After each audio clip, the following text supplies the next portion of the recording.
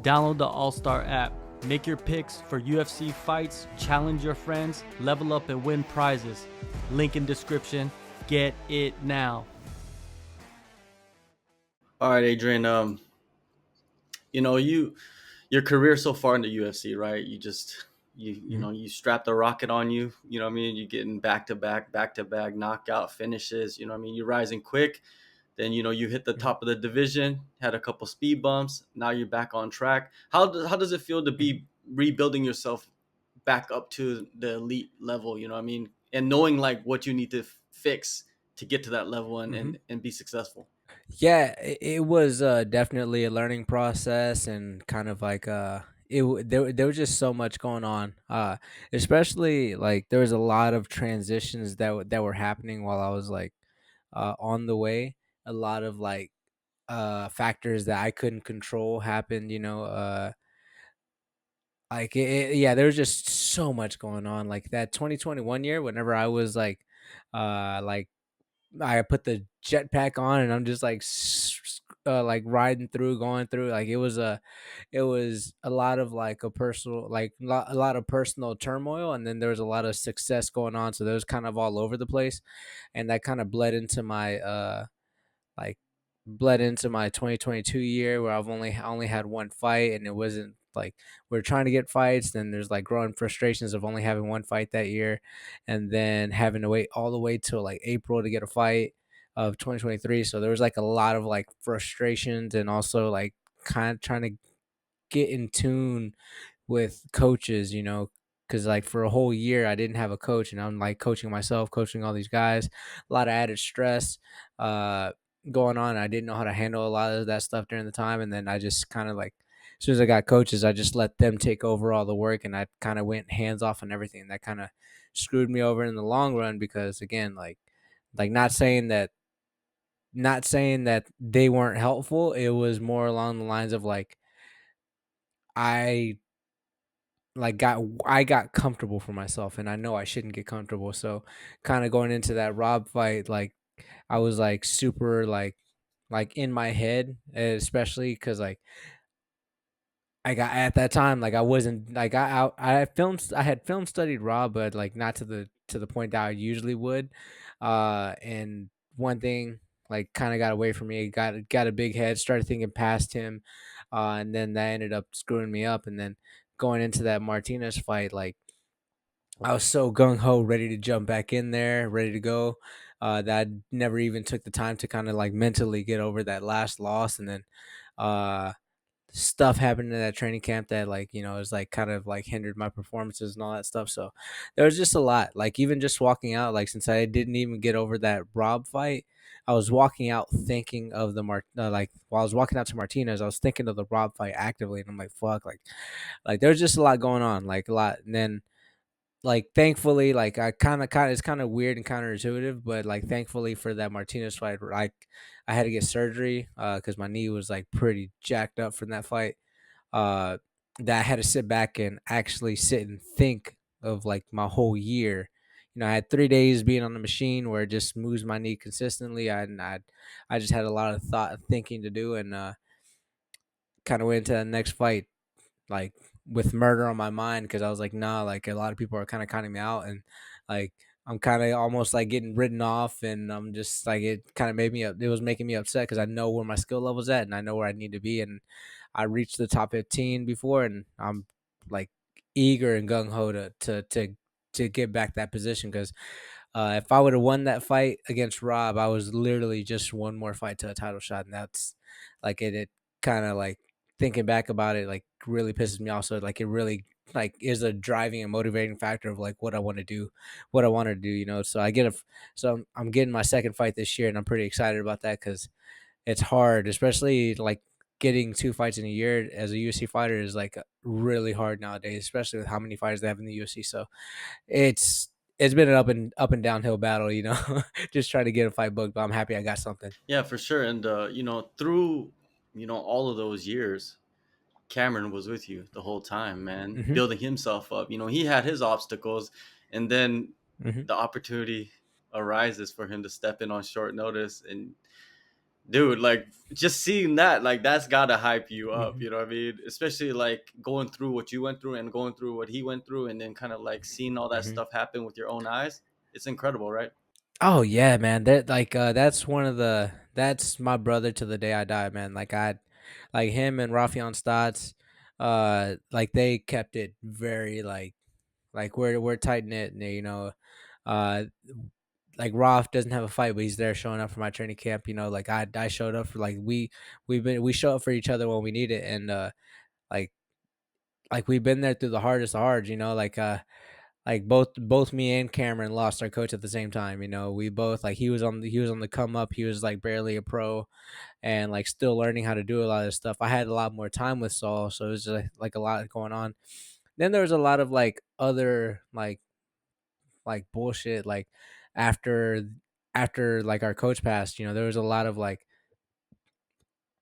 extra stuff going on, like people like there's just a lot of drama going on that like that would have like that should have split up like genuinely just like it should have just like been dissembled, you know, like everything should have just like all right, cut our losses, we all go, you know. But we stuck together and we continued to stay together and like we like I've been valuing his opinion before he got into the UFC and all that stuff, you know, and now like and I've been telling him too, like me and Roth have both have told him for years.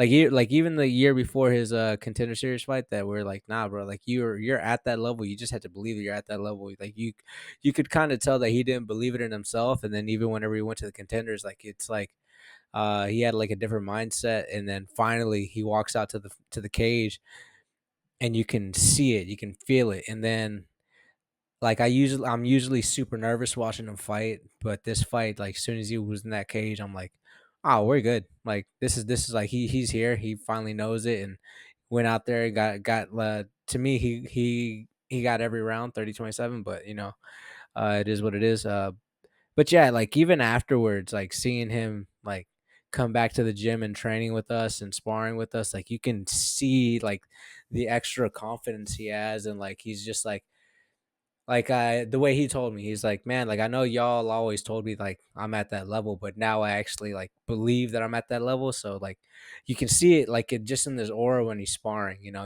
he's now not doubting himself. He's actually like, oh no, I'm good. Like, yeah. I was like, yeah, bro, we've been telling you this for fucking years. Like you need to like actually like listen to us every once in a while. But he has to feel it and he felt it. Yeah, definitely. And you know, you get the win earlier this year.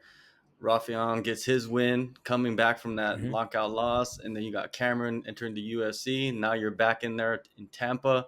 Daniel Hmm. Marcos, man, another guy undefeated, another like dangerous prospect or up and comer, newcomer. What do you think of him, man? Hmm.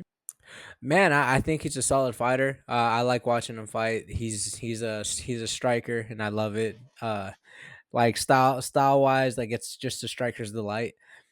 He does have that no quit attitude, and also one thing about him, he's undefeated, so he has that mentality of like I'm not losing, like that. He has that mentality, so like that's gonna be another challenge that you got to get over as well too. So like, there's also things that I know I can see that like he feels very like you touch him with something, he wants to get you back twice as hard, and I feel like that's gonna be my key to the victory. You know, he's a tough out. Don't get me wrong, he's a tough out. He's never had a loss, and he's always found a way to win. So that's the thing that excites me about this matchup. You know, it's one of those that like I see it and I'm just like, oh, I can get to him, and whenever I get to him, it's just gonna be another perfect name on my resume. You know, because I need that. I need a win.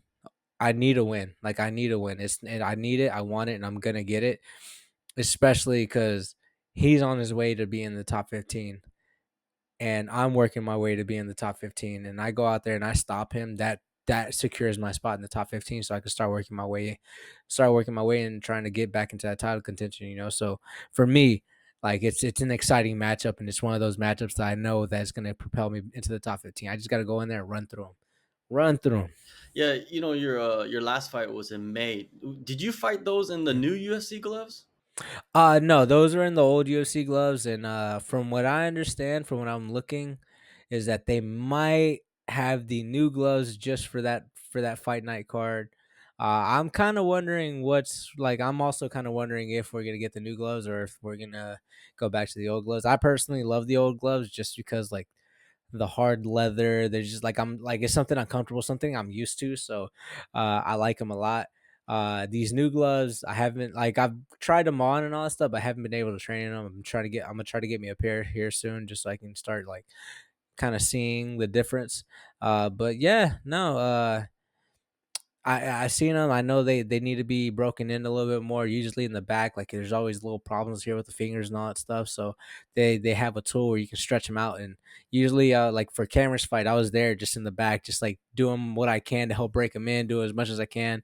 Uh, so yeah, I don't know. I'd had to see. I haven't really put them on or really tried them out to really kind of give myself like an honest assessment of them. But fe- when I put them on and I'm like, I'm not fighting. Of course, they're comfortable, like they're nice. But so are the old UFC gloves. Whenever I put them on and I'm not training or doing anything, you know. So I got to be able to. I got.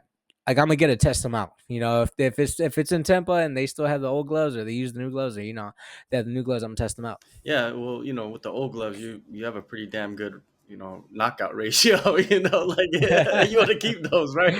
Yeah, yeah, So hopefully with these new gloves, like I get one knockout, and if they take away, I can always keep that 100% ratio. So For sure, for sure. But I'm happy that they're going back to the new gloves or they're returning it because Mhm, a lot of the fighters that I talked to, they said that they don't like training in them.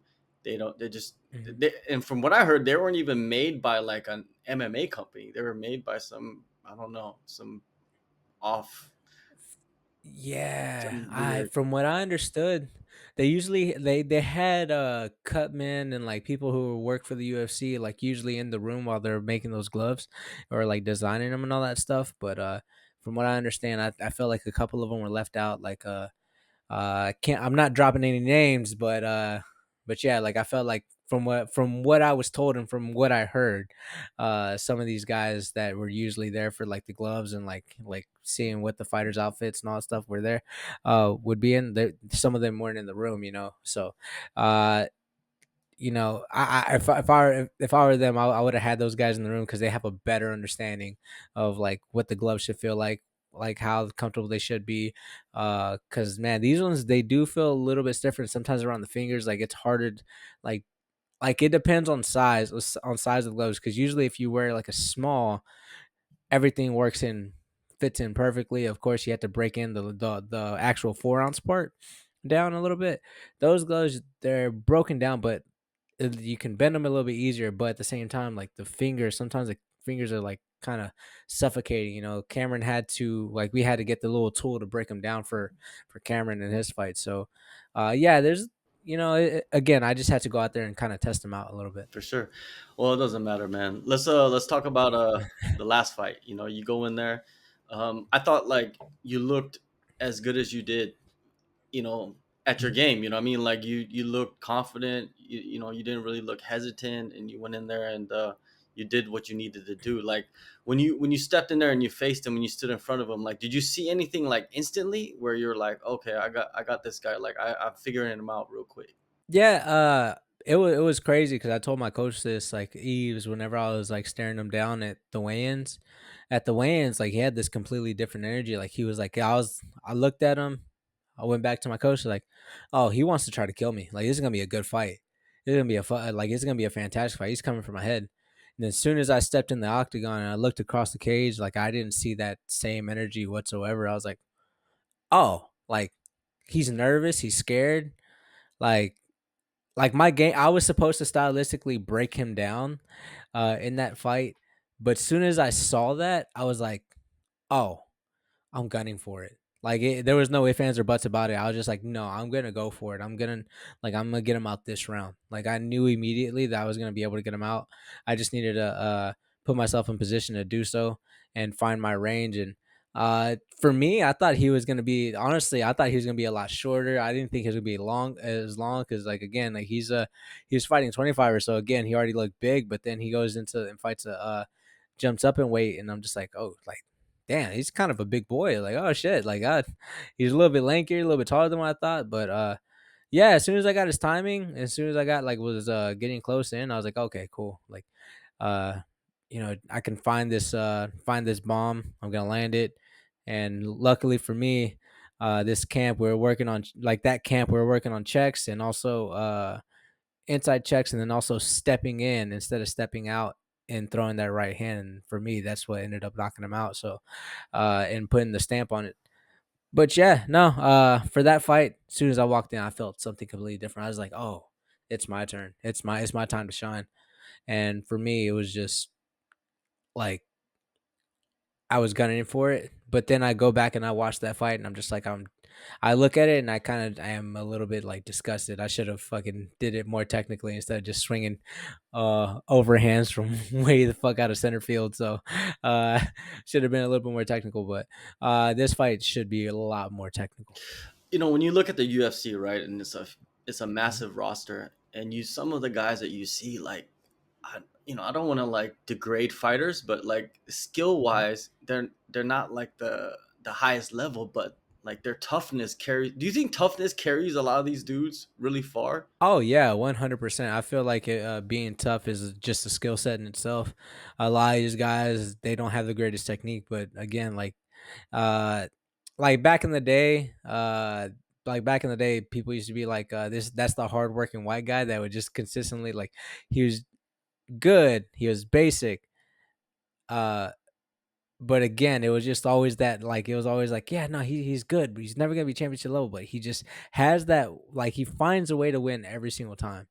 It's kind of crazy because you start seeing like I can't name any names, but like there's a lot of guys that you see and you're just like, oh shit, like damn, oh he's fighting in the UFC. Okay, cool. Like he's not the most technically gifted, but he can take a shot and he keeps coming forward.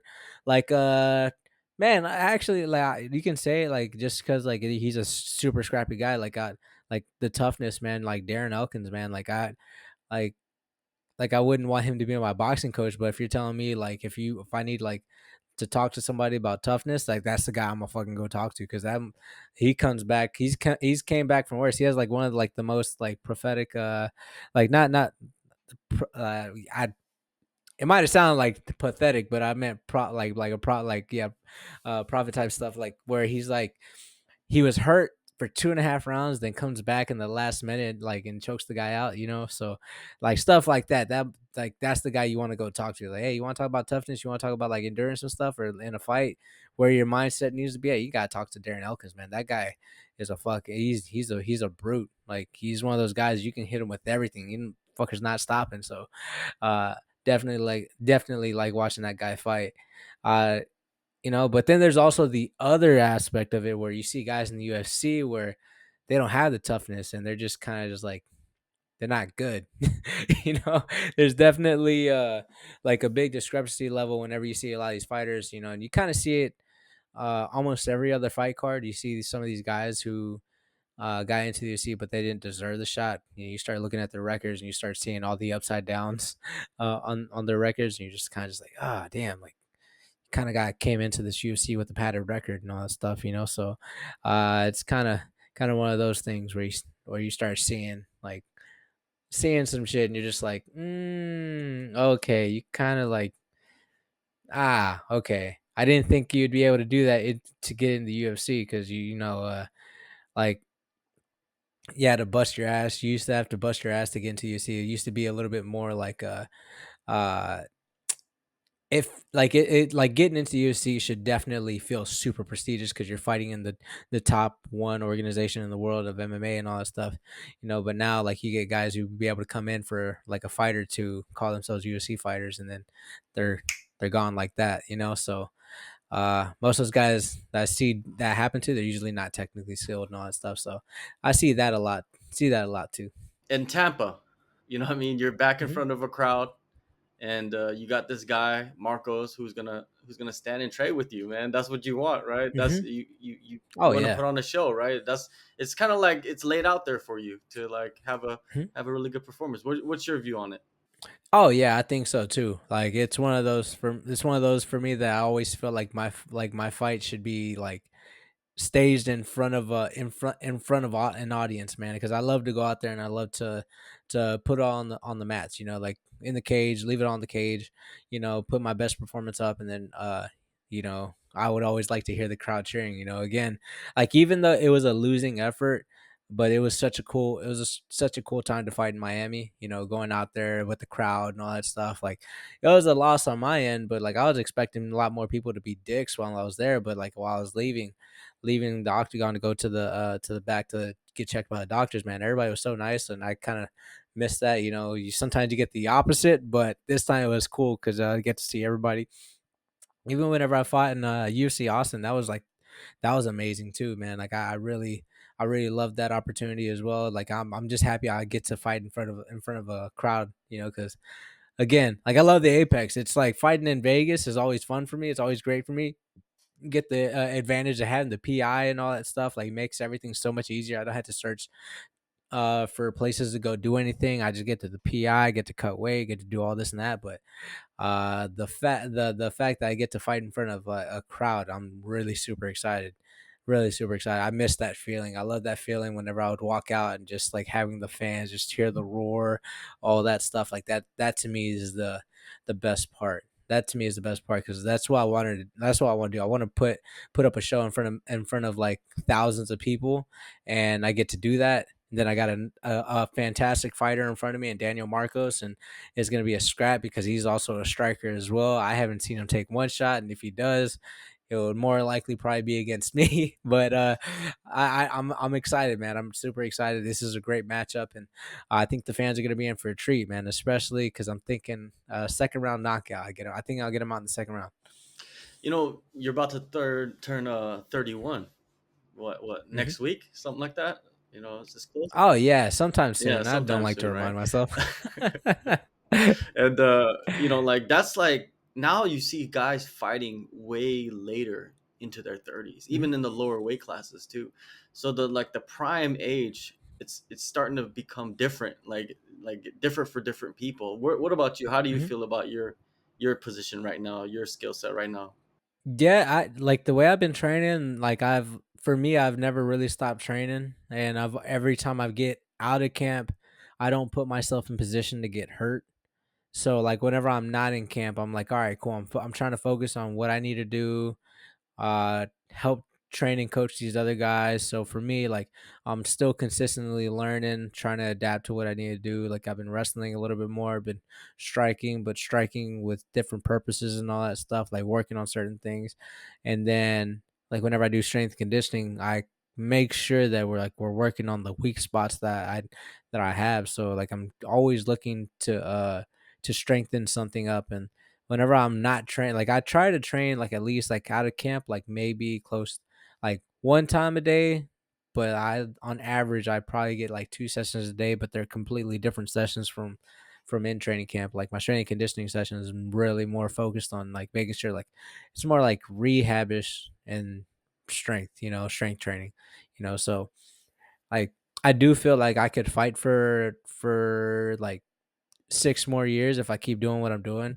I just need to add a little bit more recovery days on my on my off camp or out of season stuff, But but yeah, no, like it feels good. Like if you're to ask me now how much longer I think I could fight, it would probably be like 6 7 years, but I don't want to do that. I want to make sure that I leave with a full bill of health and be able to like talk and be able to do everything uh fine. I don't want to be the guy with, I don't want to have Parkinson's disease or anything like that, but my style kind of brings it.